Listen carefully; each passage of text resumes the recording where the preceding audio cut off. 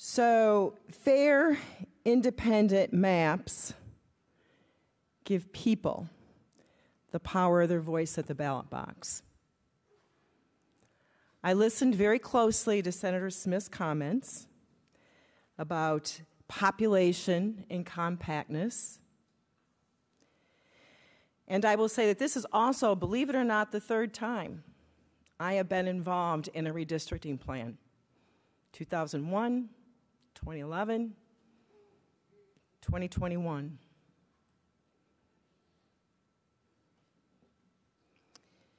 Elections belong to the people. So just to refresh our memory, on Chapter 42, it clearly states, legislative and congressional districts shall be established on the basis of population. Congressional districts shall each have a population as nearly equal as practicable to the ideal district population. No congressional district shall have a population which varies by more than 1%. It goes on to say, if a challenge is filed with the Supreme Court, burden rests with the General Assembly. District lines shall coincide with the boundaries of political subdivisions of the state. When there's a choice between dividing a local political subdivision, the more populous subdivision shall be divided before and along a county line, before the less populous. But this statement does not apply to a legislative district boundary drawn along a county line which passes through a city that lies in more than one county. Districts shall be composed of contiguous territory. Areas which meet only at the points of adjoining corners are not contiguous. Districts shall be reasonably compact in form. In general, reasonably compact districts are those which are square, rectangular, or hexagon in shape, but not irregularly shaped to the extent permitted by natural or political boundaries.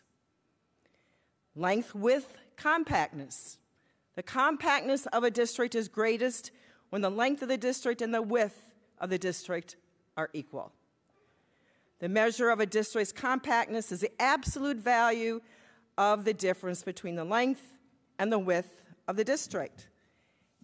I might add that these maps before us, the average length width compactness is 13.31 miles. The population deviation between the districts, less than 1% for congressional, and legislative districts, the mean, looking for it,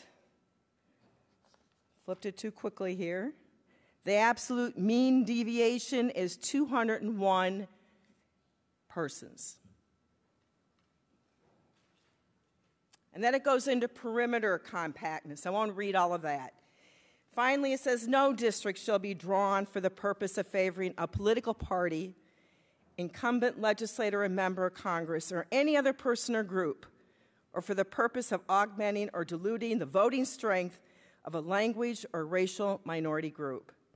In establishing districts, no use shall be made of any of the following criteria: the addresses of an incumbent legislator or members of Congress, political affiliations of registered voters, previous election results, demographic information other than population head counts, except as required by the Constitution and the laws of the United States.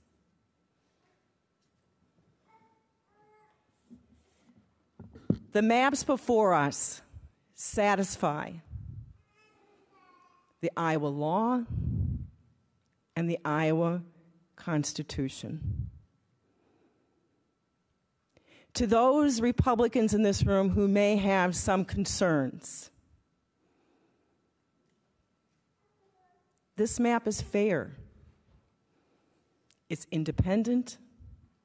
It does not give an advantage of one party over the other. It does not.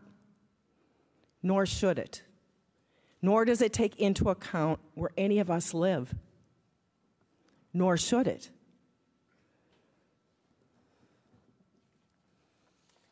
Today, plain and simply, is your chance to do the right thing. Nothing erodes democracy more than when the people lose their trust in their elected officials. And they begin to lose that trust when we don't listen and hear what they're saying. More than 250 Iowans commented on these maps. Every one of them, regardless of political party, gave us kudos as a state for having the gold standard. We are one of the few states that has never had a lawsuit filed against it in more than 4 decades, because our plans have been fair and independent and nonpartisan.